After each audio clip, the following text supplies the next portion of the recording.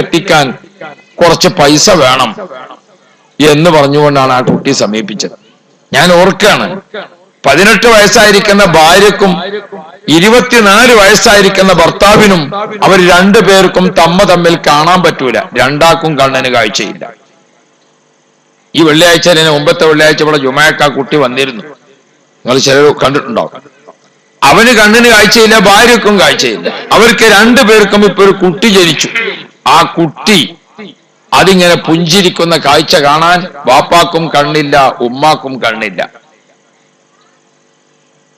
നിങ്ങൾ ഓർത്തു നോക്കൂ സഹോദരങ്ങളെ, കണ്ണിന്റെ കാഴ്ച നഷ്ടപ്പെടുമ്പോൾ, അല്ലെങ്കിൽ കണ്ണിന് തീരെ കാഴ്ച ഇല്ലെങ്കിൽ അതുകൊണ്ടുണ്ടാകുന്ന അവസ്ഥ എന്താണ്?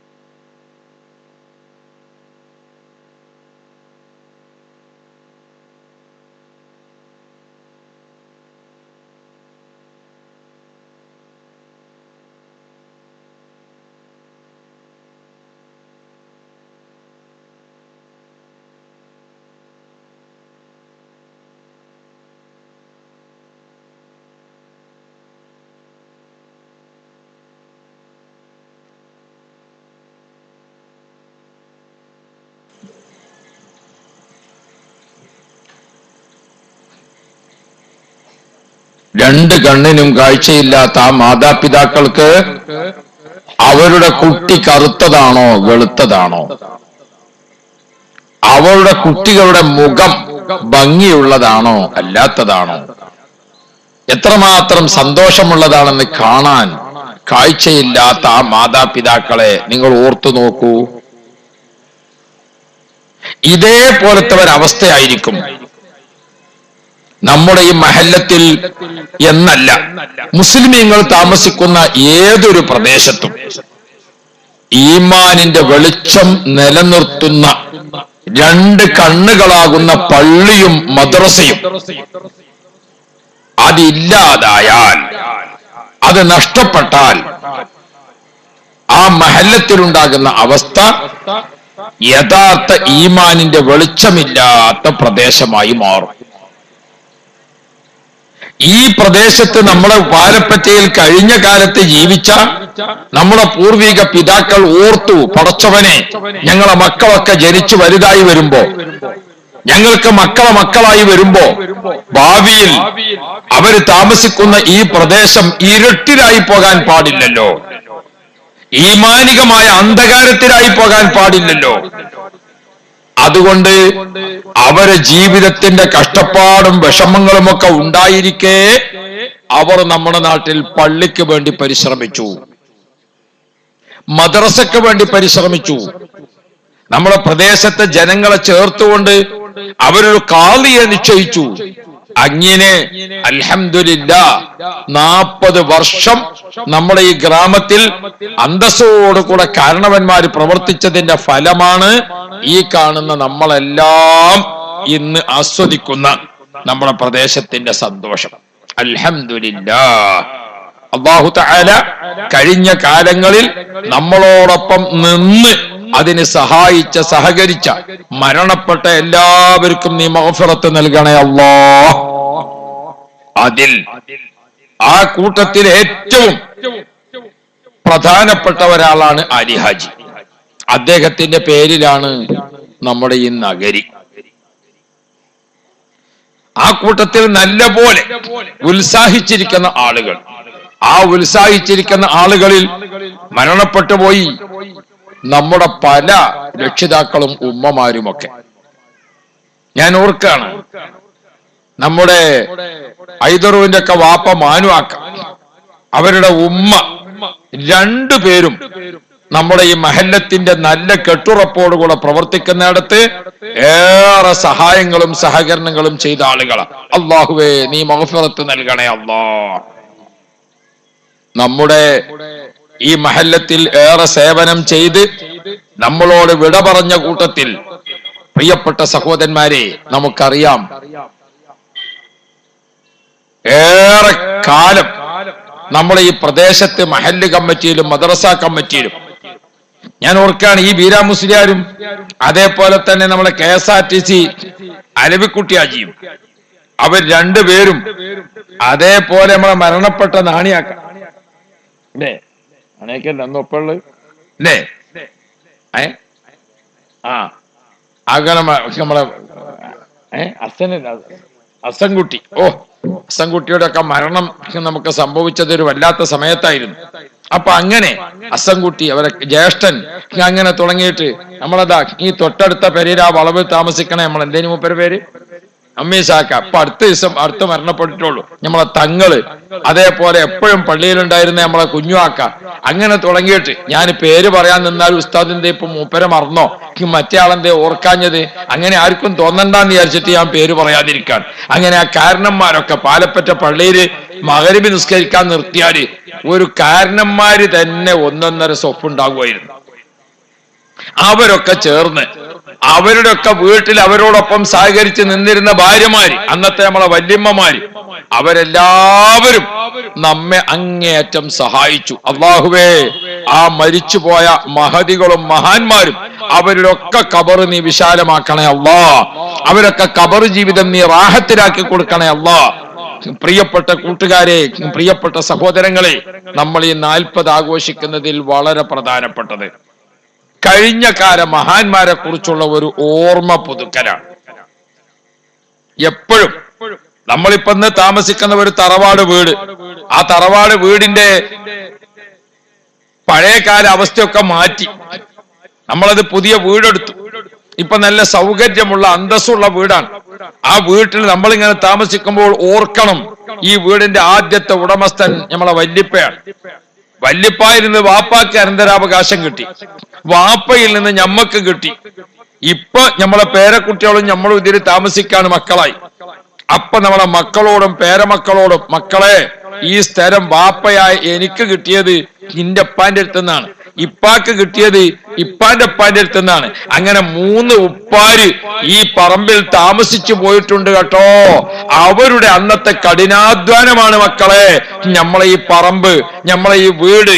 ഇപ്പൊ താമസിക്കുന്ന ഉമ്മ, എന്റെ ഉമ്മ, ഉമ്മാന്റെ ഉമ്മ, ഉമ്മാന്റെ വാപ്പാന്റെ ഉമ്മ, അങ്ങനെ തുടങ്ങിയിട്ട് 3-4 ഉമ്മമാര് ഇതിൽ താമസിച്ചു പോയിട്ടുണ്ട്. നമ്മൾ ഇന്ന് ഈ വീട്ടിൽ കൂട്ടമായിട്ടാണ് താമസിക്കുന്നത്. മരിച്ചുപോയവരൊക്കെ ഖബറിൽ ഒറ്റക്കൊറ്റക്ക് കിടക്കുകയാണ്. അതുകൊണ്ട് ഒരു ഫാത്തിഹ നമുക്ക് വല്യമ്മാക്ക് ഓതാം, ഒരു ഫാത്തിഹ നമുക്ക് വല്യപ്പാക്ക് ഓതാം, ഒരു ഫാത്തിഹ നമുക്ക് ഉമ്മാക്ക് ഓതാം, ഒരു ഫാത്തിഹ നമുക്ക് വാപ്പാക്ക് ഓതാം.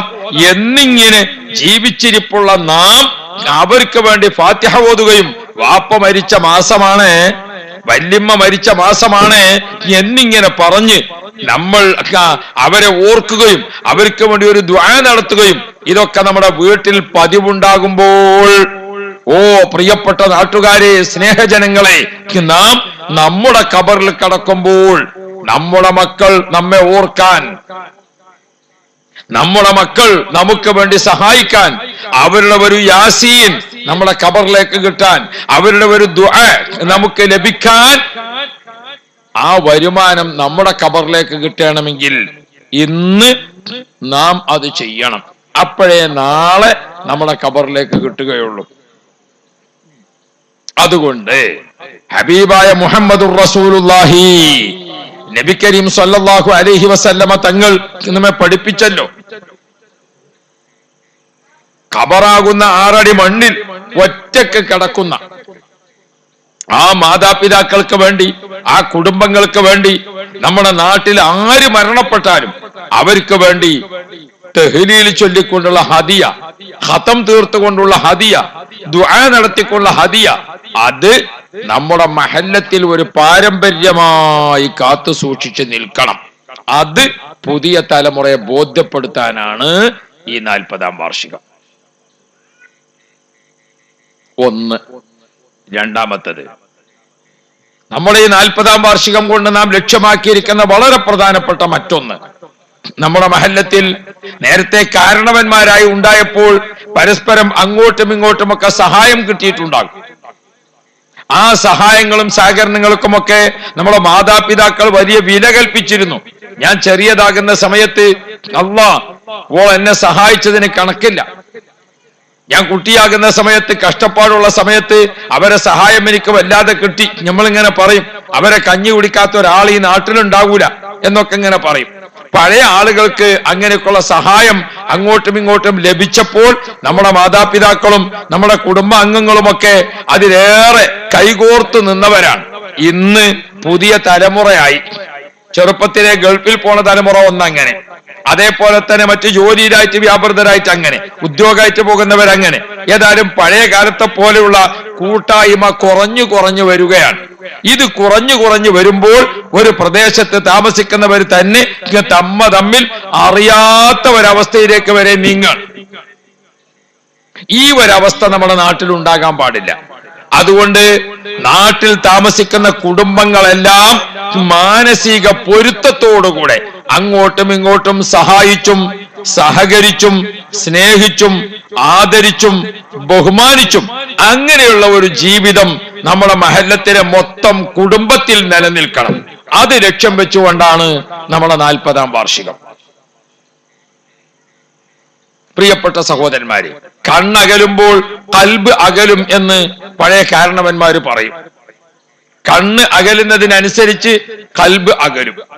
ഇന്ന് ഒരു കുടുംബത്തിൽ തന്നെ കുട്ടികളെ പോലും ജ്യേഷ്ഠനും അതുപോലെ തന്നെ മക്കളും ജിദ്ദയിലാണ്, അനുജനും മക്കളും ദുബായിലാണ്. ഈ പേരമക്കൾ തന്നെ തമ്മിൽ കാണുന്നില്ല. ഇവന് ലീവ് കിട്ടുന്ന സമയത്തല്ല മറ്റോന് ലീവ്, മറ്റോന് ലീവ് കിട്ടുന്ന സമയത്തല്ല ഇവന് ലീവ്. ഒരു കുടുംബത്തിലെ തന്നെ ജ്യേഷ്ഠന്റെയും അനുജന്റെയും രക്തബന്ധത്തിൽപ്പെട്ട മക്കൾ പോലും പരസ്പരം കാണുന്നത് അറിയാത്ത ഒരവസ്ഥയിലേക്ക് കുടുംബജീവിതം അകൽച്ച വരുമ്പോൾ, പ്രിയപ്പെട്ട സഹോദരങ്ങളെ, ഇത്തരം വേദികളൊക്കെ ഒരുക്കിയിട്ട് നമ്മുടെ മഹല്ലത്തിലെ കൂട്ടായ്മ, പരസ്പരം അങ്ങോട്ടും ഇങ്ങോട്ടുമുള്ള മാനസിക പൊരുത്തത്തിലെ മുന്നേറ്റം, അത് ഉറപ്പുവരുത്തുക കൂടിയാണ് 40-ാം വാർഷികത്തിലൂടെ നാം ചെയ്യുന്നത്. നമ്മുടെ മഹല്ലത്തിൽ വരുന്ന നിക്കാഹുകളും, നമ്മുടെ മഹല്ലത്തിൽ വരുന്ന മരണങ്ങളും, നമ്മുടെ മഹല്ലത്തിൽ വരുന്ന കല്യാണങ്ങളും, നമ്മുടെ മഹല്ലത്തിൽ വരുന്ന വീട് കയറി താമസങ്ങളും തുടങ്ങിയ ആഘോഷ പരിപാടികളും സന്തോഷ പരിപാടികളും, അതുപോലെ തന്നെ മുഅ്മിനീങ്ങൾ ഒരുമിച്ച് കൂടേണ്ട പല മജ്‌ലിസുകളും ഉണ്ടാകും. ആ മജ്‌ലിസുകളിലെല്ലാം നമ്മുടെ നാട്ടിൽ പഴയ കാലത്തെ ഒരവസ്ഥയിലേക്ക് നമ്മൾ നിലനിൽക്കണം. പണ്ടൊക്കെ ഒരു മഹല്ലത്തിൽ ഒരു മരണം നടന്നാൽ ആ നാട്ടിലുള്ള ആരും പിന്നെ ജോലിക്ക് പോകൂല.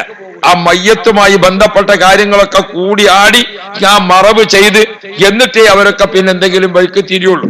ഏത് ജോലിക്ക് പോണ ആളും ജോലിയും കാര്യവും മറ്റുമൊക്കെ നിർത്തിവെച്ച് ആ മരണ വീടുമായി ബന്ധപ്പെട്ട കാര്യങ്ങൾക്ക് എല്ലാവരും സജീവ സാന്നിധ്യം ഉണ്ടാകും.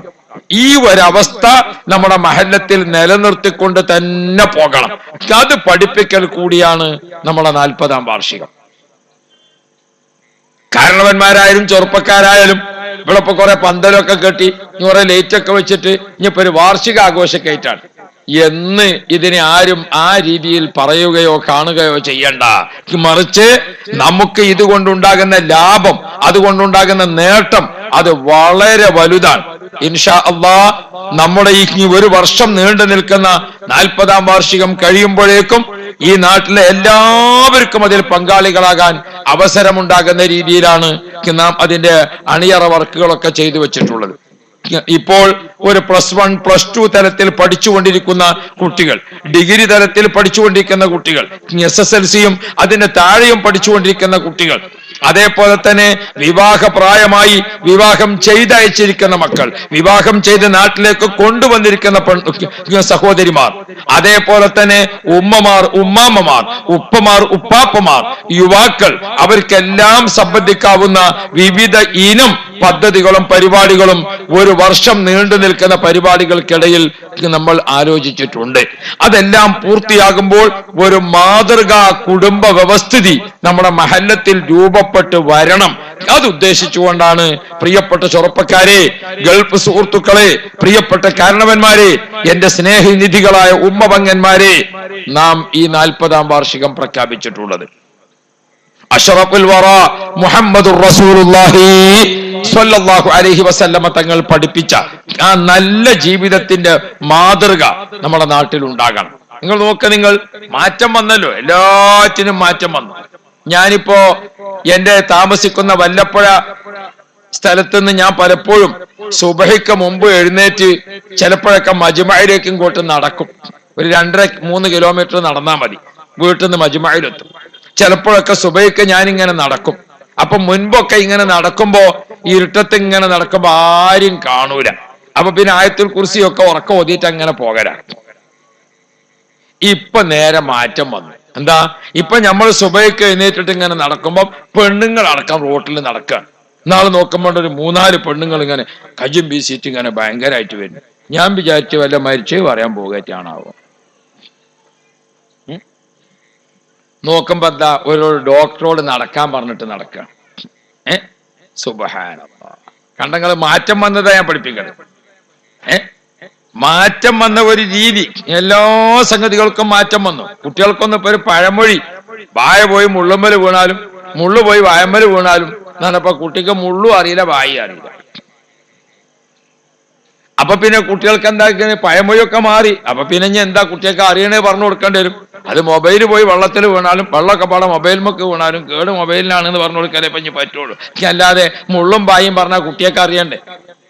അപ്പോ എല്ലാ സംഗതികളിലും ഈ മാറ്റം വന്ന കാലാവസ്ഥയിൽ നമ്മുടെ ആളുകൾക്ക് ഒരു മാതൃകാപരമായ ഒരു കുടുംബജീവിതം, ഒരു മഹല്ലത്തിന്റെ മാതൃകാപരമായിരിക്കുന്ന അവസ്ഥ പലപ്പോഴും ബിദ്അഈ പ്രസ്ഥാനക്കാർ, അതേപോലെ തന്നെ ഓറിയന്റലിസ്റ്റ് സിയോണിസ്റ്റ് ഏജന്റുകൾ നമ്മുടെ ചെറുപ്പക്കാരുടെ കൂട്ടത്തിൽ 4 ആളെ മദ്യപാനികളാക്കുന്നതിന് വേണ്ടി പരിശ്രമിക്കുന്ന ആളുകൾ പലപ്പോഴും നാട്ടിലും പരിസരത്തുമൊക്കെ പല രൂപത്തിൽ ഉണ്ടായേക്കാം. ചെറുപ്പക്കാർ കുട്ടികളെ വശീകരിച്ച് വേറെ ഏതെങ്കിലുമൊക്കെ അക്രമത്തിനും അനീതിക്കുമൊക്കെ അവരെ പരിശീലിപ്പിക്കുന്നവരുണ്ടായേക്കാം. നമ്മുടെ ആളുകളെ കൂട്ടുപിടിച്ചുകൊണ്ട് മുജാഹിദ്, ജമാഅത്ത്, ഖാദിയാനി തുടങ്ങിയ പുത്തൻ പ്രസ്ഥാനക്കാരിലേക്ക് നമ്മുടെ മഹല്ലത്തിലെ ചെറുപ്പക്കാരുടെ ശ്രദ്ധ തെറ്റിക്കുന്ന രീതിയിൽ ചില ആളുകളെ പ്രവർത്തനം വന്നേക്കാം. വേറെ ചില രൂപത്തിൽ രാഷ്ട്രീയ കലാപങ്ങൾ സൃഷ്ടിച്ചുകൊണ്ട് നാട് കുട്ടിച്ചോറാക്കുന്ന രീതിയിലുള്ള ആളുകൾ പ്രവർത്തിച്ചേക്കാം. ഇങ്ങനെ പലരും നമുക്ക് വരാനുള്ള സാധ്യത എല്ലാ മഹല്ലത്തിലും ഉണ്ട്. അത് നമ്മുടെ മഹല്ലത്തിലും ഉണ്ടാകും. അപ്പോൾ ഏതൊരു ചെറുപ്പക്കാരനും ഞാൻ നിൽക്കുന്നത് ഒരു അന്തസ്സുള്ള കുടുംബ ജീവിതത്തിലാണ്, ഞാൻ നിൽക്കുന്നത് നല്ലൊരു കൂട്ടായ്മയുള്ള മഹല്ലത്തിലാണ്. എന്റെ കാരണത്താൽ ഈ മഹല്ലത്തിൽ ഒരു അഭിപ്രായ വ്യത്യാസം വരാൻ പാടില്ല. എന്റെ കാരണത്താൽ ഞങ്ങളൊരു 4 ആൾ ഒരു ഗ്രൂപ്പും ബാക്കിയുള്ളവർ വേറൊരു ഗ്രൂപ്പും അങ്ങനെ ഒരു അഭിപ്രായ ഭിന്നത വരാൻ പാടില്ല. എന്റെ നാട്ടിൽ താമസിക്കുന്ന എല്ലാ മഹല്ലത്തിലെ ആളുകളും 20 റക്അത്ത് തറാവീഹ് നിസ്കരിക്കുമ്പോൾ ഞാനായിട്ടൊരു എണ്ണം കുറഞ്ഞ ആളാകാൻ പാടില്ല.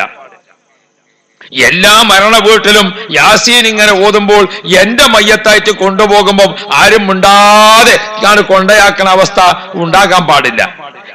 എന്റെ നാട്ടിൽ മരണപ്പെട്ട എല്ലാ ഖബറിന്റെ അടുത്തും നാട്ടുകാരൊക്കെ വെള്ളിയാഴ്ചയും 27-ാം രാവിനും പുണ്യദിനത്തിലൊക്കെ പോകുമ്പോൾ എന്റെ ഖബറിന്റെ അടുത്ത് മാത്രം ആരും തിരിഞ്ഞു നോക്കാത്ത അവസ്ഥ ഉണ്ടാകാൻ പാടില്ല എന്ന് നമ്മുടെ ചെറുപ്പക്കാര് മക്കൾക്ക്, വളർന്നു വരുന്ന തലമുറക്ക് ബോധ്യമാകുന്ന രീതിയിൽ നമ്മുടെ 40-ാം വാർഷികം നമുക്ക് മാറ്റിയെടുക്കണം.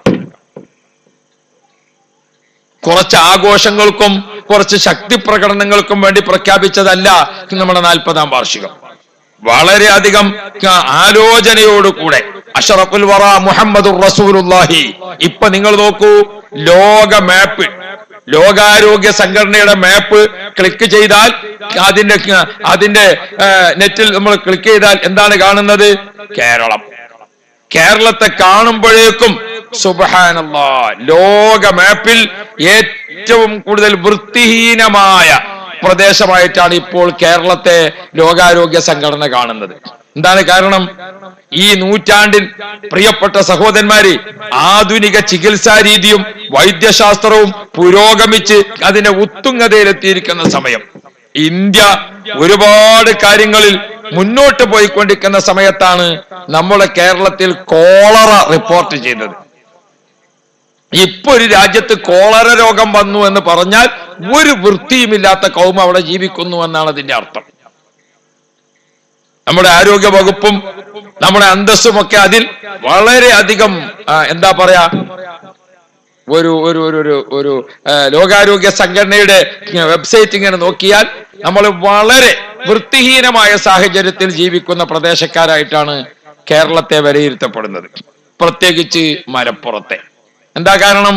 മലപ്പുറം ജില്ലയുടെ കുറ്റിപ്പുറത്താണ് ഇപ്പോൾ കോളറ റിപ്പോർട്ട് ചെയ്തത്. പ്രിയപ്പെട്ട സഹോദരങ്ങളെ, നമ്മൾ ഓർക്കണം, രോഗം അത് അതിവേഗം പടരുകയാണ്. നമ്മുടെ നാട്ടിൽ കേൾവിയില്ലാത്ത രോഗങ്ങൾ നമ്മുടെ നാട്ടിൽ വർദ്ധിച്ചു വരികയാണ്. നിങ്ങൾക്കറിയുമോ ആരാണ് ഈ മലപ്പുറത്ത് ഏറ്റവും കൂടുതൽ താമസിക്കുന്നത്? കേരളത്തിൽ താമസിക്കുന്ന 3.5 കോടി ജനങ്ങൾ. ആ 3.5 കോടി ജനങ്ങളിൽ ഏറ്റവും കൂടുതൽ മുസ്ലിങ്ങൾ താമസിക്കുന്ന ജില്ല മലപ്പുറം ജില്ലയാണ്. ഇന്ത്യ രാജ്യത്ത് തന്നെ ഏറ്റവും കൂടുതൽ മുസ്ലിങ്ങൾ താമസിക്കുന്ന 3 ജില്ലകളിൽ 2ാം സ്ഥാനമാണ് മലപ്പുറത്തിന്. ഒന്ന് മുറാദാബാദ് ജില്ല, രണ്ടാമത്തത് മലപ്പുറം ജില്ല. ഈ മലപ്പുറം ജില്ലയിൽ പള്ളികൾ നിറഞ്ഞു നിൽക്കുന്നു, മദ്രസകൾ നിറഞ്ഞു നിൽക്കുന്നു, സ്കൂളുകൾ നിറഞ്ഞു നിൽക്കുന്നു. പ്രിയപ്പെട്ടവരെ, ഇതൊക്കെ ഉണ്ടായിട്ട് നമ്മുടെ നാട്ടിലെങ്ങനെ കോളറ ഉണ്ടായി? നമ്മുടെ നാട്ടിലെങ്ങനെ ഈ ഡെങ്കിപ്പനിയും നമ്മുടെ നാട്ടിലെങ്ങനെ ഈ പന്നിപ്പനിയും വന്നു? ഇപ്പൊ ഒരു പുതിയ പനിയും കൂടി വരുന്നുണ്ട്, തക്കാളിപ്പനി. എന്താണ് തക്കാളിപ്പനി? ആ പനി ഇങ്ങോട്ട് ബാധിച്ചാൽ ശരീരത്തിൽ ഒട്ടാകെ തക്കാളിയുടെ വലിപ്പത്തിലുള്ള മുഴ ഇങ്ങനെ ഉണ്ടാകുക, വേദനയിൽ കടന്ന് പെടയ. ഇപ്പൊ ഒരു പുതിയ രോഗം നമ്മുടെ നാട്ടിൽ വന്നു. എന്തേലും ആ പനിക്ക് പേര്? ഡിഫ്തീരിയ. ഗൾഫിലൊക്കെ പോയ നമ്മൾ കഫ്തേരിയ എന്നാ കേട്ടത്. ഇതിപ്പോ ഡിഫ്തീരിയ. എത്ര മാരകമാണ് ആ രോഗം! ഡിഫ്തീരിയ രോഗം ബാധിക്കുന്നവർക്ക് പെട്ടെന്ന് പനി വന്നു. ആ പനി വന്നാൽ നമ്മുടെ ശ്വാസകോശത്തിന് ചങ്കിനുള്ളിൽ ഒരു മുഴ വരികയാണ്. മുണ്ടി മക്കളും ഉണ്ടായ മാതിരി പുറത്തേക്ക് മുഴ കാണുന്നില്ല. പിന്നെ അകത്ത് ശ്വാസ തടസ്സം നഷ്ടപ്പെടുക, ഉള്ളിലേക്ക് വെള്ളം ഇറങ്ങാതിരിക്കുക, ഒരാഴ്ചയിലധികം ജീവിക്കുന്നില്ല, ആള് കാലിയായി പോവുക. ഈ രോഗങ്ങളൊക്കെ പരത്തുന്നത് എലിയുടെ മൂത്രത്തിലൂടെയും അതേപോലെ തന്നെ കൊതുകുകളുമാണ്. ഇത്രയധികം ഈ കൊതുകും അതുപോലെ തന്നെ എലിയും ഒക്കെ വർദ്ധിച്ചുകൊണ്ട് നമ്മുടെ നാട്ടിൽ എങ്ങനെ രോഗാണുക്കൾ വർദ്ധിച്ചു വന്നു? ഇതെവിടെയാണ് ഈ രോഗം റിപ്പോർട്ട് ചെയ്യുന്നത്?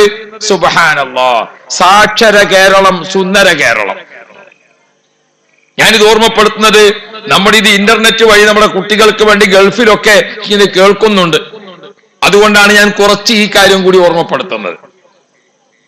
പ്രിയപ്പെട്ട സഹോദരങ്ങളെ, സാക്ഷര കേരളം, സുന്ദര കേരളം. നമ്മുടെ സാക്ഷരതാ പ്രവർത്തനത്തെ ലോകത്തെ പല സംഘടനകളും പല ഗവൺമെന്റുകളും പ്രശംസിക്കുകയും മാതൃകയാക്കുകയും ചെയ്തിട്ടുണ്ട്. അത്രയും കേരളത്തിന് ലോക മാപ്പിൽ ഉന്നത നിലവാരം നേടിത്തന്ന സംഗതിയാണ് നമ്മുടെ സാക്ഷരതാ പ്രവർത്തനം. ആ സാക്ഷര കേരളത്തിലാണ് കോളറ റിപ്പോർട്ട് ചെയ്തത്. അതോടുകൂടെ ലോകാരോഗ്യ സംഘടനയുടെ വെബ്സൈറ്റിൽ നമ്മുടെ മലപ്പുറത്തിനും കേരളത്തിനും 0 മാർക്കിലേക്ക് നമ്മൾ താഴ്ന്നു. എന്തുകൊണ്ട്? ആരോഗ്യ മേഖലയിൽ നമ്മളെ സാക്ഷരത 0.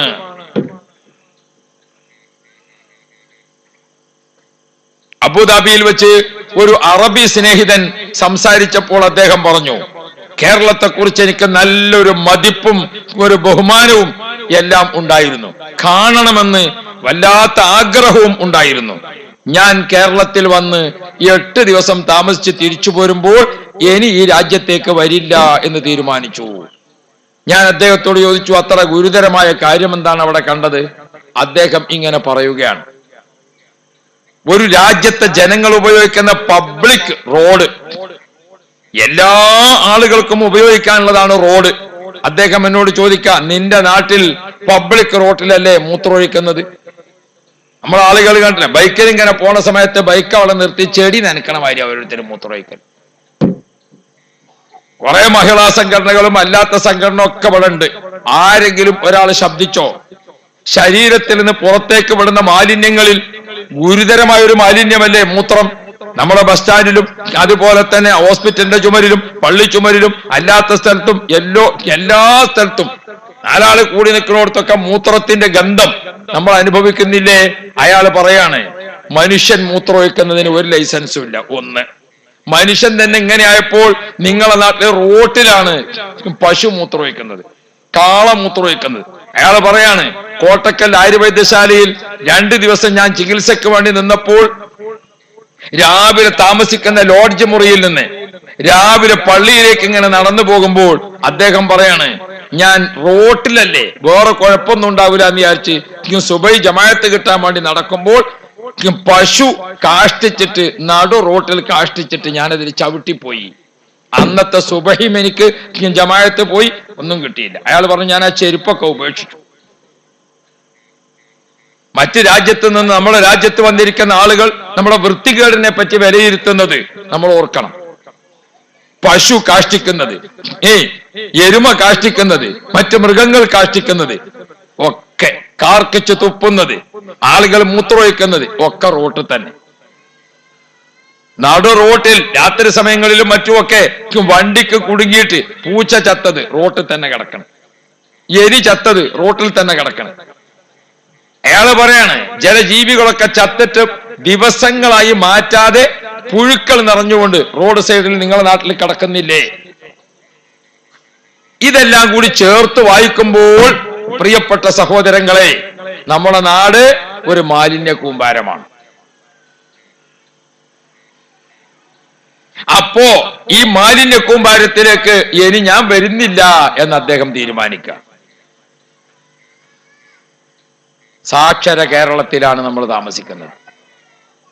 ഞാൻ എന്റെ പ്രിയപ്പെട്ട ചെറുപ്പക്കാരോട്, യുവാക്കളോട്, നമ്മുടെ 40-ാം വാർഷികം കഴിയുമ്പോൾ നമ്മുടെ പാലപ്പറ്റയിലെ വീടുകളും പരിസരവും, നമ്മുടെ പാലപ്പറ്റയിലെ ഊടുവഴികളും പരിസരവും, നമ്മുടെ പാലപ്പറ്റയിലെ റോഡും പരിസരവും, നമ്മുടെ പാലപ്പറ്റയിലെ നമ്മുടെ പൊതുസ്ഥലങ്ങൾ, പള്ളി, മദ്രസ, സ്കൂള്, അങ്ങനെ ജനങ്ങൾ ഒരുമിച്ച് കൂടുന്ന സ്ഥലങ്ങൾ, ഇവിടെ എല്ലാം ഒരു നല്ല വൃത്തിയുള്ള നബി മുഹമ്മദുർ റസൂലുള്ളാഹി മുത്ത് നബി സല്ലല്ലാഹു അലൈഹി വസല്ലമ തങ്ങൾ ബുനിയൽ ഇസ്ലാമു അല ത്വഹാറ, പരിശുദ്ധ ഇസ്ലാമിന്റെ അടിത്തറയായി കാണേണ്ടതാണ് ശുചീകരണ പ്രവർത്തനം എന്ന് മുത്ത് നബി പഠിപ്പിച്ചിട്ടില്ലേ?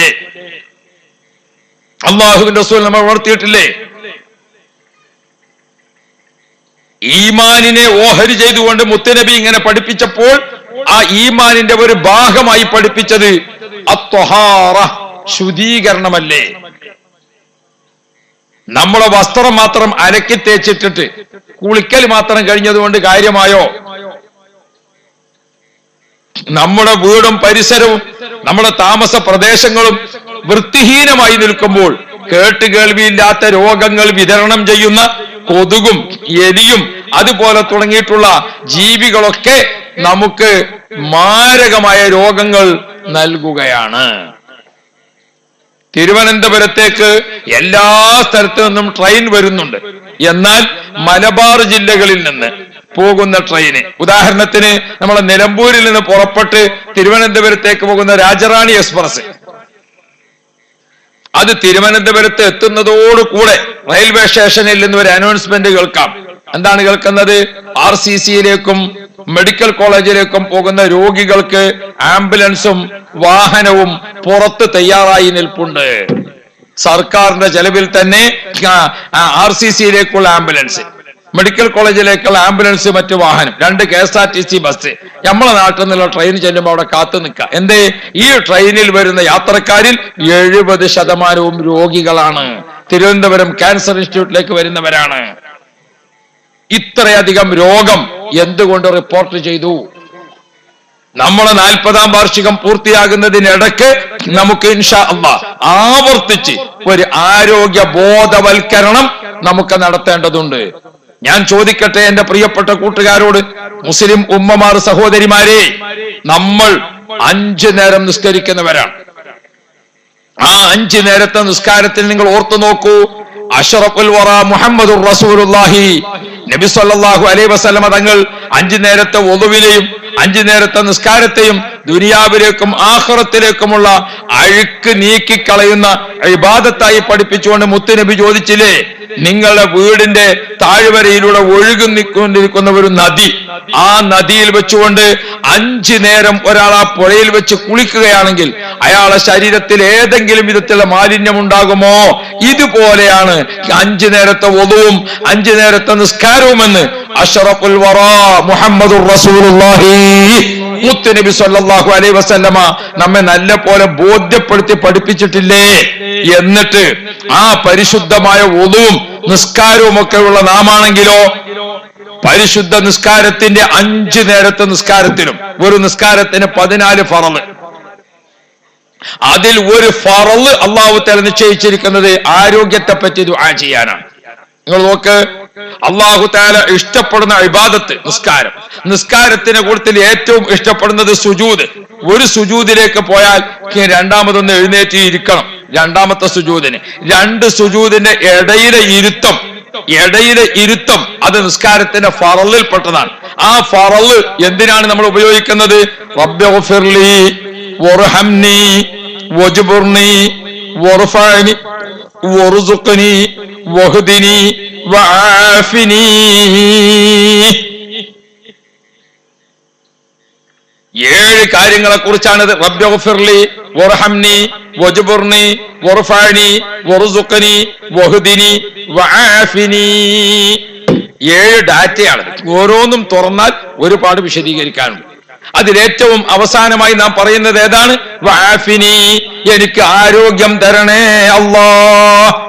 ആഫിയത്തിന് വേണ്ടി ചോദിക്കാൻ നിസ്കാരത്തിൽ ഒരു ഫറള് തന്നെ അല്ലാഹു തആല നിശ്ചയിച്ചു തന്ന മുസ്ലിം ഭൂരിപക്ഷ പ്രദേശത്ത് കോളറ റിപ്പോർട്ട് ചെയ്തു എന്ന് പറഞ്ഞാൽ നമ്മുടെ വൃത്തിഹീനമായ അന്തരീക്ഷം എത്ര ഗൗരവമാണ്. നമ്മുടെ ദുആവും നമ്മുടെ പ്രവൃത്തിയും തമ്മിൽ ഒത്തുപോകുന്നുണ്ടോ? അപ്പൊ ഞങ്ങൾ എന്താ ചെയ്യേണ്ടത് ഉസ്താദേ എന്ന് നിങ്ങൾ ചോദിക്കുന്നുണ്ടാകും. നമ്മുടെ വീട്ടിന്റെ മാലിന്യങ്ങളൊക്കെ നമ്മൾ പുറത്തേക്കാണ് ഒഴിവാക്കുന്നത്. ഒരു കല്യാണം നടന്നു, ആ കല്യാണത്തിന്റെ അവശിഷ്ടങ്ങളെല്ലാം കൂടി കൂട്ടി പ്ലാസ്റ്റിക്കിന്റെ കേസിൽ കെട്ടി അവിടെ വെക്കുകയാണ്. എന്തിന്? എല്ലാരും ഉറങ്ങട്ടെ, എന്നിട്ട് വേണം അത് മെല്ലെ കൊണ്ടെങ്ങാണ്ട് എവിടെ ഇടാന്?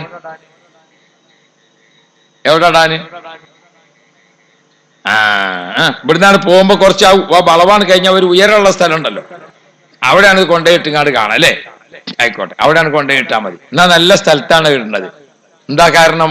അതവിടെ 2 ദിവസം കഴിഞ്ഞിങ്ങനെ അവിടെ ചീഞ്ഞ്, എന്നിട്ട് അത് പുഴുക്കൾ നിറഞ്ഞ്, എന്നിട്ടോ മഴയാണ് പെയ്താൽ നന്നായിട്ട് ആ കയറ്റത്തിൽ നിന്ന് ഇങ്ങനെ മഴവെള്ളം ഒന്നായിട്ടുണ്ട് ഒഴുകി പോന്നാൽ നമ്മളെല്ലാരെയും പെരീക്ക് രോഗാണുക്കളെങ്ങനെ ഒന്നായിട്ടാണ് ഹോൾസെയിലായിട്ട് കൊടുത്തേക്കാണ്. ഇത് നമ്മൾ ചെയ്തുകൊണ്ടിരിക്കുന്നില്ലേ? കച്ചവടക്കാരൊക്കെ ഇപ്പൊ ടൗണിൽ 8 മണിയാകുമ്പോത്തിന് ആളുകളൊക്കെ എവിടെ പോയി? 8 മണിയാകുമ്പോത്തിന് എല്ലാവരും ഒക്കെ ആളുകളൊക്കെ പിരിഞ്ഞു. പക്ഷെ കച്ചവടപ്പീടിയ പൂട്ടണില്ല. എന്തിനാ പൂട്ടാതെക്കണത്? കുറച്ചും കൂടി ഇങ്ങനെ കാത്ത് ഇങ്ങനെ നിൽക്കാണ് പീടി അടക്കാൻ. എന്തിന്? പീടി അടക്കണതോട് കൂടെ ഇതൊക്കെ പാടെ കുട്ടിച്ചാക്ക് കെട്ടിയിട്ട് അതെവിടെങ്കിലും കൊണ്ടുപോയിടുകയാണ്. പ്രിയപ്പെട്ട മുഅ്മിനീങ്ങളെ, കോഴിപ്പാട്സുകളൊക്കെ പാടെ കെട്ടിയിട്ട് അതും കൊണ്ടുപോയിട്ട് എറിയുന്നത് എവിടെയാണ്? അതും റോഡ് സൈഡിൽ തന്നെയാണ്. അപ്പൊ പ്രിയപ്പെട്ട മുഅ്മിനീങ്ങളെ, നമ്മുടെ വീട്ടിന്റെ പരിസരങ്ങളിലും നാട്ടിലും നാം അലക്ഷ്യമായി ഉപേക്ഷിച്ചിരിക്കുന്ന മാലിന്യങ്ങൾ, ആ മാലിന്യങ്ങളിൽ നിന്ന് ചീഞ്ഞ് പൊഴുത്തി രോഗാണുക്കൾ ഉണ്ടായി.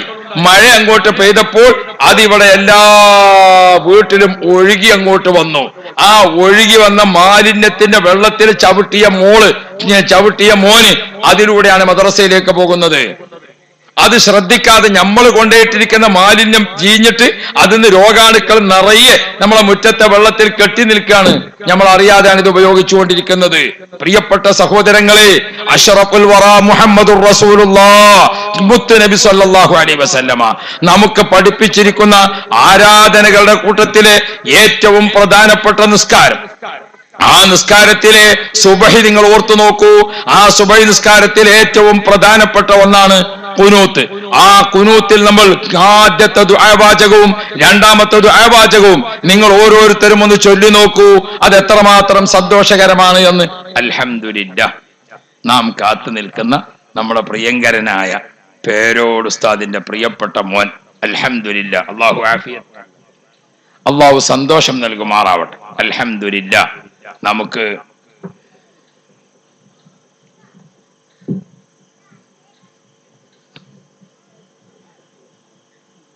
ഈജിപ്തിലെ ജാമിഉൽ അസ്ഹറിൽ ഉപരിപഠനത്തിന് വേണ്ടി പോയതാണ്.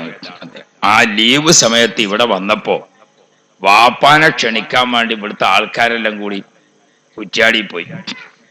അപ്പോ പേരോട് ഉസ്താദിന്റെ തിരക്ക് നമുക്കൊക്കെ അറിയാലോ. അല്ലാഹുവേ, അദ്ദേഹത്തിന് നീ ആഫിയത്ത് കൊടുക്കണേ അല്ലാഹ്, നീ ഇസ്സത്ത് കൊടുക്കണേ അല്ലാഹ്, എല്ലാവിധ ശത്രു വലയങ്ങളിൽ നിന്നും നീ കാത്തു രക്ഷിക്കണേ അല്ലാഹ്. അപ്പോ ഇവിടുന്ന് ദാഹിച്ച് ചെന്ന ചെറുപ്പക്കാരോട് പേരോട് ഉസ്താദ് വിഷയങ്ങളൊക്കെയാണ് പറഞ്ഞു നോക്കുമ്പം ഇവിടുന്ന് പോയവർക്ക് പിന്നെ മൂപ്പരോടൊന്നും പറയാല്ല. അങ്ങനെയാണല്ലോ ഓരോരോ സംഗതികൾ. അപ്പോ വാപ്പാനെ ഏതായാലും കിട്ടിയില്ല, എന്നാ പിന്നെ മകനെങ്കിലും കിട്ടാൻ ഞാൻ പറ്റൂല എന്നുള്ള നിലയ്ക്ക് അപ്പൊ അൽഹംദുലില്ലാഹ് മകൻ ഏൽക്കുകയും നമ്മുടെ പരിപാടിക്കൂടെ എത്തിച്ചേരുകയും ചെയ്തു. അല്ലാഹുവേ, വാപ്പയെപ്പോലെ അതിനേക്കാൾ ഉപരിയും എല്ലാ വിജയവും മക്കൾക്കും നൽകി നീ സന്തോഷിപ്പിക്കണേ അല്ലാഹ് എന്ന് ദുആ ചെയ്ത് ഞാൻ ഓർമ്മപ്പെടുത്തുന്നത്, രാവിലെ എഴുന്നേറ്റ് സുബഹി നിസ്കരിക്കാൻ. ആ സുബഹി നിസ്കാരത്തിൽ അല്ലാഹുമ്മ ഹ്ദിനി ഫീമൻ ഹദൈത്, അല്ലാഹുവേ, ഞാനും നീയും തമ്മിലുള്ള ബന്ധം അത് സന്തോഷകരമാക്കി നിലനിർത്തണേ. അതാണല്ലോ ഹിദായത്ത് എന്ന് പറഞ്ഞത്. അള്ളാഹുമായി അടുത്ത് ജീവിക്കാൻ കഴിയാ, അള്ളാഹുമായി അകന്ന് ജീവിക്കലല്ല, അള്ളാഹുമായി അടുത്ത് ജീവിക്കാൻ കഴിയാ. അതാണ് ഹിദായത്ത് നമുക്ക് നിലനിർത്തി കിട്ടുമ്പോൾ ഉണ്ടാകുന്നത്. ആ ഹിദായത്തിന് വേണ്ടി ചോദിച്ചാൽ ഉടനെ പിന്നെ നമ്മൾ ചോദിക്കുന്നത് എന്താണ്? അള്ളാഹുവേ, ആഫിയത്ത് തരണേ. ആ ആഫിയത്തിന് വേണ്ടി നിസ്കാരത്തിൽ ഒരു പ്രാർത്ഥനാ വാചകം ആഫിയത്തിന് വേണ്ടി ചോദിക്കാൻ പഠിപ്പിക്കുകയും നിസ്കരിക്കുകയും പ്രാർത്ഥിക്കുകയും ചെയ്യുന്ന നമ്മുടെ കേരളത്തിൽ കോളറ റിപ്പോർട്ട് ചെയ്തു എന്ന് പറഞ്ഞാൽ എവിടെയാണ് നമുക്ക് അശ്രദ്ധ പറ്റിയത്? നമുക്ക് അപകടം പറ്റിയത് ഞാൻ പറഞ്ഞുതരാം. കുറച്ച് കുട്ടികളെല്ലാം കൂടി ബാങ്ക് കേട്ട് പള്ളിക്ക പോയി നിസ്കരിക്കാൻ വേണ്ടി പള്ളിക്കാണ് ചെന്ന് നോക്കുമ്പോ ബാത്റൂമിലും അവിടെയൊക്കെ ഭയങ്കര തിരക്കാ, ആൾക്കാരെല്ലാം കൂടി ക്യൂ നിൽക്കുക. അപ്പൊ 4 കുട്ടികൾ ഹൗലിന്റെ അവിടെ നോക്കി, ഹൗലിന്റെ അവിടെ തിരക്കൊന്നുമില്ല. അപ്പൊ പിന്നെ കുട്ടികൾ എന്ത് ചെയ്തു?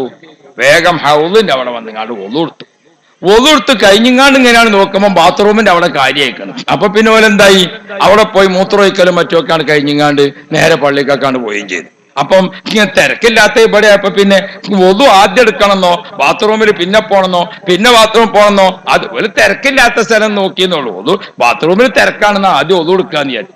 ഒതു എടുക്കുന്നിടത്ത് തിരക്കെന്നാ പിന്നെ അത് കഴിഞ്ഞപ്പോ ബാത്റൂമിൽ പോകാന്ന് വിചാരിച്ചു. ഈ കൊലത്തിലാണ് നമ്മളെ രീതി അല്ലേ? ഇത് പറയുമ്പോ നിങ്ങൾക്ക് ഇങ്ങനെ തോന്നും, 2 കൈ കഴുകിയിട്ട് ഭക്ഷണം കഴിക്കണമെന്ന് മുഹമ്മദ് മുസ്തഫ. കൈ കഴുകിയിട്ട് ഭക്ഷണം കഴിക്കണം ആരാ ഈ കൂട്ടത്തിലുള്ളത്? ആരെങ്കിലും ഉണ്ടോ? കൈ കഴുകി ഭക്ഷണം കഴിക്കണം ആരെങ്കിലും ഈ കൂട്ടത്തിലുണ്ടോ? ഒറ്റ കുട്ടിയില്ല. എന്താ സംഗതി? അപ്പൊ ഉസ്താദ് ഞങ്ങളൊക്കെ കഴുകലുണ്ട്, നിങ്ങൾ കഴുകലില്ല, നിങ്ങൾ നനക്കലുള്ളൂ. ഭക്ഷണം കഴിക്കാൻ വേണ്ടി പോകുമ്പോ നമ്മൾ എന്താക്കും? ഒന്ന് നനക്കും, അത്ര തന്നെ. ഭക്ഷണം കഴിച്ചു കഴിഞ്ഞിട്ടാണ് നമ്മൾ കഴുകല്. അത് മീനിന്റെ മണം പോകാൻ കഴിക്കാണ്, സുന്നത്ത് വിചാരിച്ചിട്ട് കഴുകല്ല. അപ്പം ഭക്ഷണം കഴിക്കാൻ വേണ്ടി പോകുമ്പോൾ നമ്മൾ എന്താക്കും? ഒന്ന് നനക്കും. നനച്ചാലുള്ള ഗുണം എന്താ? നമ്മളെ കൈ എവിടെയൊക്കെ തട്ടിയിട്ട് രോഗാണുക്കളോ ചളിയോ അഴുക്കോ ഒക്കെ ഉണ്ടോ അതൊക്കെ ഒന്ന് ഇളകി കിട്ടും. അപ്പൊ ആദ്യത്തെ ഉരുളന്റെ ഒപ്പം തന്നെ എല്ലാം കൂടിയാണ് ആമാശയത്തേക്ക് വിടാൻ നല്ല പാകാക്കി. ഇതാണ് നമ്മളെ കൈ കഴുകല്. കഴുകുക എന്ന് നമ്മൾ വെറുതെ പറയണം. ഏതുമാതിരി തല തടവുക എന്ന് പറയാം, തല തോണ്ടലാണ് നമ്മൾ. ആരാണ് ഭക്ഷണം കഴിക്കുമ്പോ കൈ കഴുകല്? രണ്ട് കൈയും. അറബികളെയൊക്കെ നമ്മളിങ്ങനെ കണ്ടു നോക്കിയാൽ ശരിക്ക് കാണാം. ഭക്ഷണം കഴിക്കുന്നതിന് മുമ്പ് സോപ്പൊക്കെ ഇട്ട് രണ്ട് കൈയും കഴുകി വൃത്തിയാക്കിയിട്ട് പിന്നെ ഭക്ഷണം കഴിക്കാനിരിക്കുള്ളൂ. നമ്മൾ ഭക്ഷണത്തിലൂടെ വരുന്ന രോഗാണുക്കളെ തീരെ കണക്കാക്കുന്നില്ല. ഇപ്പോ നമ്മളെ ഗൾഫിലൊക്കെ കുട്ടികളൊക്കെ പോയി വന്നു നോക്കുമ്പോ ചായ ഒക്കെ ഇങ്ങനെ പാർന്നു വെച്ചിട്ട് ഒരു പാത്രം കൊണ്ടൊക്കെ മൂടിക്കണ്. അൽഹംദുലില്ലാ, വലിയ ഹൈറായി പോയി. അല്ലെങ്കിൽ നമ്മൾ ചെയ്യാലെന്താ? ചായയാണ് പാറുക, അപ്പൊ നിലത്തുണ്ടാവും ഒരു കടലാസ് കിടക്കണം, അത് എടുത്തുങ്ങാണ്ട് ഇതുമല മൂടി വെക്കുകയും ചെയ്യാം. ബഹുമാനപ്പെട്ട AP ഉസ്താദ് പറയാതെ ഉണ്ടാക്കുന്ന കുറെ വിപ്ലവമുണ്ട്. അതിൽപ്പെട്ട വലിയ വിപ്ലവമാണ്. ഉസ്താദിന് ഒരിക്കലും ചായക്ക് കടലാസ് കൊണ്ട് മൂടിയിട്ട് കൊണ്ടേ കൊടുക്കാൻ അയക്കൂല. നമ്മൾ നിലത്തിങ്ങനെ ഒരു കടലാസ് കിടക്കണമെങ്കിൽ അതൊന്ന് എടുത്തുങ്ങാണ്ട്, നല്ല വൃത്തിയൊക്കെ ഉള്ളവരാണ് ചായ എടുത്തുങ്ങാണ്ട് ഒന്ന് തുടക്കും. ആ തുടച്ചത് എവിടെ? അവനാന്റെ ചന്തിമ തന്നെ. എന്നിട്ട് ആ ഗ്ലാസ് കൊണ്ട് ഈ ചായ, ചൂടുള്ള ചായ, പേപ്പർ എന്ന് പറഞ്ഞാൽ തന്നെ ഒരു വിഷമാണ്. അത് ന്യൂസ് പേപ്പറും കൂടിയാണെങ്കിൽ വിഷം 10 ഇരട്ടിയാണ്. കാരണം ഈ പേപ്പർ അത് പേപ്പറാക്കി എടുക്കാൻ കൂട്ടേണ്ട ഒരുപാട് സാധനങ്ങൾ, അതിൽ അക്ഷരം പിടിപ്പിക്കാൻ വേണ്ടി വരുന്ന ഒരുപാട് വിഷാംശങ്ങൾ, അത് ചൂടുള്ള ചായന്റെ മുകളിൽ ഈ പേപ്പർ കൊണ്ട് ഇങ്ങനെ നല്ലോണം മുറുക്കി അവിടെ വെച്ചു കൊടുക്കുകയാണ് നമ്മൾ. എന്നിട്ട് ചായന്റെ ചൂട് പോണത് വരെ ഇതിങ്ങനെ മേലെ നിന്നാൽ ഈ അക്ഷരത്തിലെ വിഷാംശങ്ങൾ മുഴുവനും നമ്മളെ ചായയിലേക്ക് ഇങ്ങനെ വരിക. നാളെ രാവിലെ ഒന്ന് കൊക്കക്കൊരയായിട്ട് ഇങ്ങനെ നടക്കാതിരിക്കണം. എങ്ങനെ? ഭക്ഷണം കഴിക്കുന്നിടത്തുള്ള മര്യാദയോ നമ്മളെ ബാക്കിയുള്ള സ്ഥലത്തുള്ള മര്യാദയോ വൃത്തിഹീനമായ രൂപത്തിൽ നാം ഉപയോഗിക്കുന്നത് കൊണ്ടാണ് ലോകാരോഗ്യ സംഘടനയുടെ വെബ്സൈറ്റിൽ ഏറ്റവും സാക്ഷരതയിൽ 0 പോയിന്റിൽ നിൽക്കുന്ന പ്രദേശം കേരളമാണ്. കേരളത്തിൽ മലപ്പുറമാണ്. പ്രിയപ്പെട്ട സഹോദരങ്ങളെ, നാം ഓർക്കണം. ഇനി ഞാൻ ദീർഘിപ്പിക്കുന്നില്ല. ഭക്ഷണം കഴിക്കുന്നിടത്ത് പറഞ്ഞാൽ വിശുദ്ധ ഖുർആനിൽ കുലു വശ്റബു, നിങ്ങൾ തിന്നോളിയും കുടിച്ചോളിയും, അത് പറയേണ്ട ഒരു സംഗതി അല്ല ഖുർആൻ. കാരണം തിന്നാനും കുടിച്ചാനും ഇപ്പൊ പടച്ചോൻ പറഞ്ഞിട്ടില്ലെങ്കിലും നമ്മളൊക്കെ ചെയ്യൽ തുടങ്ങും, ഇല്ലേ? പിന്നെ എന്തിനാണ് അല്ലാഹു തആല കുലു വശ്റബു എന്ന് പറഞ്ഞത്? അതിന്റെ ശേഷമുള്ള ഹുക്മ് പറയാനാ. കുലു വശ്റബു, നിങ്ങൾ ഭക്ഷണം കഴിച്ചോളിയും, നിങ്ങൾ കുടിച്ചോളിയും, വലാ തുസ്രിഫു, അതിര് വിടരുത്. വലാ തുസ്രിഫു എന്ന് പഠിപ്പിക്കാനാണ് അല്ലാഹു തആല കുലു വശ്റബു എന്നതുകൊണ്ട് തുടങ്ങിയത്. നമ്മൾ ഭക്ഷണം കഴിക്കുന്നിടത്ത് ഒരു മര്യാദയില്ല. ഇത്ര കഴിക്കുക എന്നുണ്ടോ, ഇന്നത് കഴിക്കുക എന്നുണ്ടോ, ഒന്നുമില്ല. അപ്പൊ പിന്നെ അങ്ങോട്ട് കഴിക്കാൻ കഴിച്ച ഭക്ഷണം എല്ലാം കൂടി ശരീരത്തിൽ ദഹിക്കാതെ ഇതെല്ലാം കൂടി ബുദ്ധിമുട്ടാകുമ്പം ചന്തിമക്കൂടെ അതിൽ അങ്ങോട്ടോ പള്ളമക്കൂടെ അതിൽ അങ്ങോട്ടോ എവിടെയെങ്കിലും ആയിട്ടുണ്ട് വലുതായിങ്ങാണ്ട്. ഇപ്പൊ നാളൊരു ചങ്ങായി ഡോക്ടറെ അടുത്ത് തീരെ സുഖമില്ലാതെ ചെന്ന്. അപ്പൊ ഡോക്ടർ പറഞ്ഞു, നിങ്ങളെ ഹൈറ്റിനനുസരിച്ചല്ല നിങ്ങളെ വെയിറ്റ്. ഹൈറ്റ് കുറവാണ്, നിങ്ങൾ വെയിറ്റ് കൂടുതലുമാണ്. അതുകൊണ്ട് സഹകരിച്ചു പോകാൻ എന്നുള്ള നിലക്ക് ഒന്നിന് നമുക്ക് പരിഹാരം ഉണ്ടാക്കാം. അതേതാ? ഹൈറ്റ് കൂട്ടാൻ ഇനി വകുപ്പില്ല. നിങ്ങൾക്ക് 40-45 വയസ്സായില്ലേ, ഹൈറ്റ് ഇങ്ങനെ തന്നെ നിൽക്കുള്ളൂ. അതുകൊണ്ട് നമുക്ക് വെയിറ്റ് കുറക്കാം. എന്നായിക്കോട്ടെ, ശരി. നിങ്ങളെ ഭക്ഷണ രീതി എങ്ങനെയാന്ന് ചോദിച്ചു. രാത്രിയൊക്കെ കുറച്ചു കാലമായിട്ട് ചപ്പാത്തി തന്നെയാണ്. എത്ര ചപ്പാത്തി കഴിക്കും? അതൊരു 10 ചപ്പാത്തിയൊക്കെ. 10 ചപ്പാത്തിയൊക്കെ ഉണ്ട്. നമുക്കൊരു പകുതി ആക്കാം, ഒരു 5 ചപ്പാത്തി ആക്കാം. ആയിക്കോട്ടെ എന്നൊക്കെ സമ്മതിച്ചു പോന്ന്. ഒരു മാസം 5 എണ്ണം കഴിച്ചങ്ങാണ്ട് പോയി തൂക്കി വെക്കുമ്പോ 1 ഇഞ്ച് കുറഞ്ഞിട്ടില്ല. അപ്പൊ ഡോക്ടർ പറഞ്ഞു, ഇനിയിപ്പോ ഒരു കാര്യം ചെയ്യാം, നമുക്ക് എന്താ നിങ്ങൾക്ക് പറ്റിയെന്നറിയില്ല, നമുക്കൊരു 3 ചപ്പാത്തി ആക്കാം. ആയിക്കോട്ടെ, 3 എണ്ണം തീരുമാനിച്ചു പോയി. 1 ഇഞ്ച് പിന്നെയും കുറയില്ല. ഒരു മാസം കഴിഞ്ഞ് വന്നപ്പോ ഡോക്ടറിന് അത്ഭുതപ്പെട്ടു, ഇതിപ്പോ എന്ത് ശരീരമാണ് ഇയാളത്. അപ്പൊ പറഞ്ഞു, ഒരു കാര്യം ചെയ്യാം, ഒരു 15 ദിവസത്തേക്ക് മാത്രം നിങ്ങൾ എന്താക്കണം, 1 ചപ്പാത്തി ആക്കുക. അപ്പോഴാണ് ഇയാള് പറഞ്ഞത്, സാറേ 1 ചപ്പാത്തി ആവുമ്പോ എന്താ ഞാൻ ചെയ്യാ? എന്തേ? അത് ബന്ധ് കിട്ടണ്ടേ? അപ്പൊ അതെന്തേന്ന് ചോദിച്ചു. 5 എണ്ണായിട്ട് തന്നെ ശരിക്കും ബന്ധിട്ടില്ല. 3 എണ്ണം ആയപ്പാത്തിന് തന്നെ പിന്നെ അത് വേവ് ഇങ്ങോട്ട് ആക്കിയെടുക്കാൻ പ്രയാസപ്പെട്ടു. അപ്പൊ എന്താ, 10 എണ്ണത്തിന്റെ കട്ടി ഇയാൾ ഒന്നിന് കൊടുക്കാണ്. കണ്ടങ്ങള്, അല്ലാഹു റബ്ബ്, ഇത് കൽത്തപ്പം ചൂടുന്ന മാതിരിയാണ് ചപ്പാത്തി ചൂടുന്നത്. അപ്പൊ ഇത് 3 എണ്ണായിട്ട് തന്നെ വേഗണില്ല. ഇനിയിപ്പോ ഇത് 1 ആക്കിയാ പിന്നെ എന്താ കാട്ടുക ഞാനെന്ന് ചോദിച്ചു. നമ്മൾ ഭക്ഷണം കുറക്കാൻ വേണ്ടി പറഞ്ഞാൽ സ്വീകരിക്കുന്ന രീതിയാണ് ഇപ്പത്. നമ്മൾ ഒതു എടുക്കണോർത്തി നമുക്ക് ഏതില്ല, ഒതു ആദ്യം എടുത്തെങ്ങാണ്ട് പിന്നെ ബാത്റൂമിൽ പോയാലും മടിയില്ല എന്നുള്ളതാണ് നമ്മളെ സംസ്കാരത്തിന്റെ രീതി പോണത് ഇല്ലേ. നമുക്ക് ഭക്ഷണം കഴിക്കുമ്പോ കൈ കഴുകിക്കോളന്നില്ല, കഴിച്ച് കഴിഞ്ഞിട്ട് എന്ത് ചെയ്താൽ മതി, ഒന്ന് കയ്യുമെന്ന് മണം പോയാൽ മതി. ഈ രൂപത്തിൽ അനാരോഗ്യപരമായിരിക്കുന്ന രീതിയിൽ നമ്മുടെ ഭക്ഷണത്തെ സമീപിച്ചപ്പോൾ, നമ്മുടെ നിലവിലുള്ള സംവിധാനങ്ങളോട് നമ്മൾ ചേർന്നപ്പോൾ കേട്ടുകേൾവിയില്ലാത്ത രോഗങ്ങൾ ഈ 40-ാം വാർഷികം കഴിയുന്നതിനിടക്ക് ആരോഗ്യ ബോധവൽക്കരണത്തിന് അതിപ്രാധാന്യം കൊടുത്തുകൊണ്ട് ഇൻഷാ അല്ലാഹ് മുസ്ലിം ജമാഅത്ത് നമുക്ക് ആരോഗ്യത്തോടെ ജീവിക്കാം എന്നൊരു മുദ്രാവാക്യം ഇപ്പോൾ 3 മാസം ചർച്ചയ്ക്ക് വെച്ചിട്ടുണ്ട്. അതോടൊക്കെ നമുക്ക് വളരെ പാലപ്പറ്റയിൽ അതിൻ്റെയൊക്കെ ഒരുപാട് മാതൃകകൾ നമുക്ക് നടത്തണം. അങ്ങനെ 40-ാം വാർഷികം ആഘോഷിക്കുമ്പോൾ പ്രിയപ്പെട്ട സഹോദരങ്ങളെ ഒട്ടേറെ പദ്ധതികൾ ആലോചിച്ചുകൊണ്ടാണ്. അതേപോലെ നമ്മുടെ ഈ മഹല്ല് ഒരു മാതൃകാ മഹല്ലായി വരുമ്പോൾ തീർച്ചയായും ഒരു വിവാഹ മോചനം നമ്മളെ മഹല്ലത്തിൽ റിപ്പോർട്ട് ചെയ്യപ്പെടാത്ത വിധം നമുക്ക് ഒരു പെൺകുട്ടിയെ കല്യാണം കഴിച്ചു, ആ ചെറുപ്പക്കാർ ഒരു പെൺകുട്ടിയെ കെട്ടിച്ചയച്ചു, രണ്ടായാലും അത് ഒരു ത്വലാക്ക് ചൊല്ലേണ്ട വക്കത്തേക്ക് എത്താത്ത വിധം നമ്മുടെ കാര്യങ്ങളെ നമുക്ക് നിയന്ത്രിച്ചു കൊണ്ടുപോകുന്ന ബോധവൽക്കരണം. വിവാഹ പ്രായമെത്തുമ്പോൾ ഒരു പെൺകുട്ടിക്ക് ഇണയും തുണയുമാണ് ഭാര്യയും ഭർത്താവും എന്ന് പറഞ്ഞാൽ ഒരു പക്ഷിയുടെ 2 ചിറകാണ്. ആ 2 ചിറകും ഒരുമിച്ച് ആടേണ്ട അടുത്ത് ആടണം, അടങ്ങേണ്ട അടുത്ത് അടങ്ങണം, വളയേണ്ട അടുത്ത് വളയണം, തിരിയേണ്ട അടുത്ത് തിരിയണം. ഒരു പക്ഷിയുടെ 2 ചിറക്, ഇതാണ് ഒരു ഇണയും തുണയും.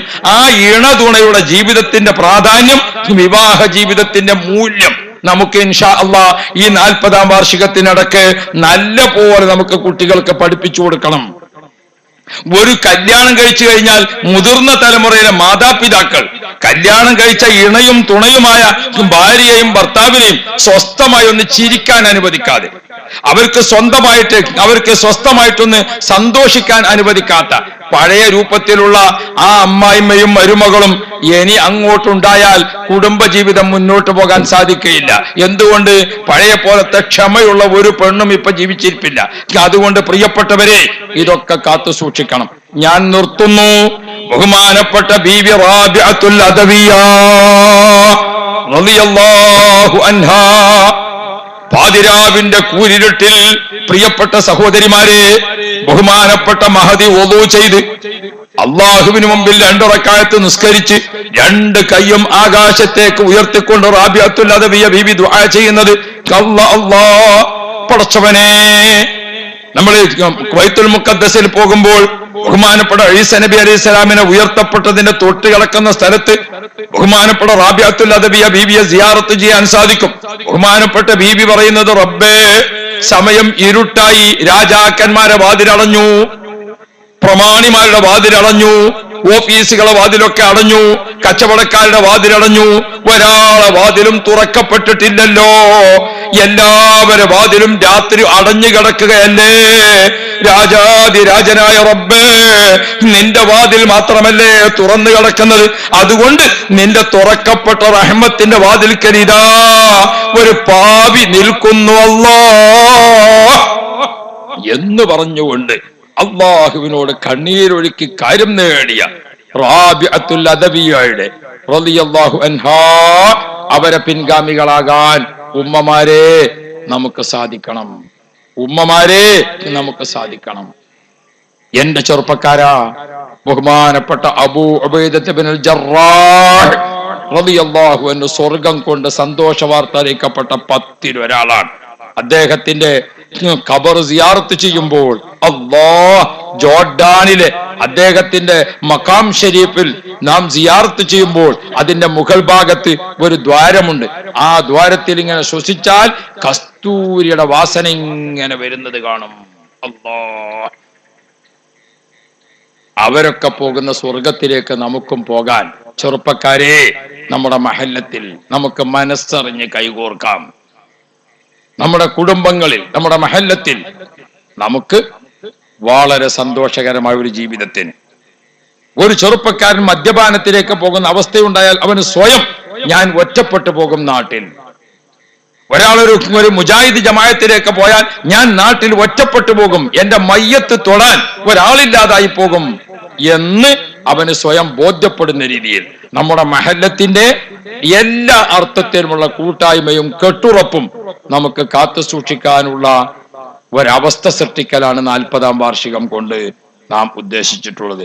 അള്ളാഹുവേ, ഖൈറിന്റെ വാതിൽ തുറന്നു തരണേ അല്ലാ, ഷർറിന്റെ വാതിലുകൾ കൊട്ടിയടക്കണേ അല്ലാ എന്ന് ദുആ ചെയ്ത് 40 എത്തുന്നത് വരെ നമ്മോടൊപ്പം നിന്ന കഴിഞ്ഞ കാല ഉമ്മമാരും ഉപ്പമാരും, പടച്ചവനെ ആലിഹാജി ഉൾപ്പെടെ പലരും മരണപ്പെട്ടല്ലോ, അവരെ ഖബർ നീ വിശാലമാക്കണേ അല്ലാ. പടച്ചവനെ അവരെ ഖബർ നീ സ്വർഗതോപ്പാക്കണേ അല്ലാ. പടച്ചവനെ ഞങ്ങളെ പള്ളിയിൽ എപ്പോഴും നിസ്കാരത്തിനുണ്ടായിരുന്ന കാരണവന്മാർ, ഈ മഹല്ലാക്കി ചിട്ടപ്പെടുത്തിയ കാരണവന്മാർ, അവരൊക്കെ ഖബർ നീ സ്വർഗമാക്കണേ അല്ലാ, അവരെ ഖബർ നീ വിശാലമാക്കണേ അല്ലാ. പടച്ചവനെ ആ കാരണവന്മാരുടെ പാരമ്പര്യം നിലനിർത്തിയാണ് ഈ സമ്മേളന നഗരിക്ക് വേണ്ടി മകൻ വാപ്പാക്കും ഉമ്മാക്കും ഉദ്ദേശിച്ചുകൊണ്ടാണ് ഈ പന്തലൊക്കെ ഒരുക്കാൻ സ്ഥലം അനുവദിച്ചിട്ടുള്ളത്. ആ മാതാപിതാക്കൾക്ക് മഗ്ഫിറത്ത് നൽകണേ അല്ലാ. അർഹമുർറാഹിമേ, മരിച്ചു പോയ പലരെയും ഞങ്ങൾ ഇങ്ങനെ മനസ്സിൽ കാണുകയാണ്. നീ അവരെ ഖബർ സന്തോഷമാക്കണേ അല്ലാ, റാഹത്ത് കൊടുക്കണേ അല്ലാ. KSRTC അലവിക്കുട്ടിയാക്ക് അടക്കമുള്ളവർ രോഗികളാണ്, നീ ശിഫ കൊടുക്കണേ അല്ലാ, നീ ആഫിയത്ത് നൽകണേ അല്ലാ. അർഹമുർറാഹിമേ, പകർച്ചവ്യാധി നൽകല്ലേ അല്ലാ, ക്യാൻസർ നൽകല്ലേ അല്ലാ, അറ്റാക്ക് നൽകല്ലേ അല്ലാ. അർഹമുർറാഹിമേ, പോസ്റ്റ്മോർട്ടം ചെയ്യേണ്ട വിധം ഒരു മരണം നൽകല്ലേ അല്ലാ. അർഹമുർറാഹിമേ, ഞങ്ങളെ ഒട്ടേറെ മഹാന്മാർ, ഷെയ്ഖുന ഇ.കെ. ഹസൻ മുസ്ലിയാരുടെയും ബഹുമാനപ്പെട്ട മടവൂർ ഷെയ്ഖുനയുടെയും തിരൂരങ്ങാടി ബാപ്പുസ്താദിന്റെയും തുടങ്ങി പല മഹാന്മാരുടെയും ആണ്ടിന്റെ സമയമാണല്ലോ റബ്ബേ. അവരുടെ എല്ലാം ദറജ നീ വർദ്ധിപ്പിക്കണേ അല്ലാ. ഞങ്ങൾ 40-ാം വാർഷികം പ്രഖ്യാപിച്ചപ്പോൾ അത് ഏറ്റെടുത്ത ചെറുപ്പക്കാര്, ഗൾഫ് സുഹൃത്തുക്കൾ എല്ലാവർക്കും നീ ഖൈർ നൽകണേ അല്ലാ. യോജിപ്പോടെ, ഇസ്സത്തോടെ, റാഹത്തോടെ 40-ാം വാർഷികത്തിന്റെ ഒരു വർഷ പരിപാടി സന്തോഷകരമായി നടത്തുന്നതിൽ SSF-ന്റെയും SYS-ന്റെയും മുസ്ലിം ജമാഅത്തിന്റെയും എല്ലാം ഒരു കൂട്ടായ്മയിൽ സന്തോഷകരമായിരിക്കുന്ന ഒരവസ്ഥ നീ നൽകണേ അല്ലാ എന്ന് ദുആ ചെയ്തുകൊണ്ട് അൽഹംദുലില്ലാഹ് സയ്യിദ് അവർകൾ ദുആ ചെയ്ത് നമ്മുടെ സമ്മേളനം ഉദ്ഘാടനം ചെയ്തിട്ടുണ്ട്. ബഹുമാനപ്പെട്ട പേരോട് ഉസ്താദ് അവർകൾ നമുക്ക് മകനെ സന്തോഷകരമായി അയച്ചു തന്നപ്പോൾ അൽഹംദുലില്ലാഹ്. മുഹമ്മദ് അസ്ഹരി അദ്ദേഹം ഈജിപ്തിൽ ഉപരിപഠനം നടത്തുകയാണ്. അല്ലാഹുവേ, റാഹത്ത് ആ മക്കൾക്ക് നീ നൽകണേ അല്ലാഹ് എന്ന് ദുആ ചെയ്തുകൊണ്ട് ഞാൻ തുടക്കത്തിൽ ഓർമ്മപ്പെടുത്തിയതുപോലെ ഒരത്യാവശ്യം ഉള്ളതുകൊണ്ട് ഹജ്ജ് യാത്രയുമായി ബന്ധപ്പെട്ട് ഇൻഷാ അല്ലാഹ് നമുക്ക് വീണ്ടും ഹജ്ജ് കഴിഞ്ഞെത്തിയ ശേഷം നമുക്ക് ഒരുപാട് കാര്യങ്ങൾ കൂടിയാലോചനയിൽ ചെയ്യാം. അസ്സലാമു അലൈക്കും വറഹ്മത്തുള്ളാഹി.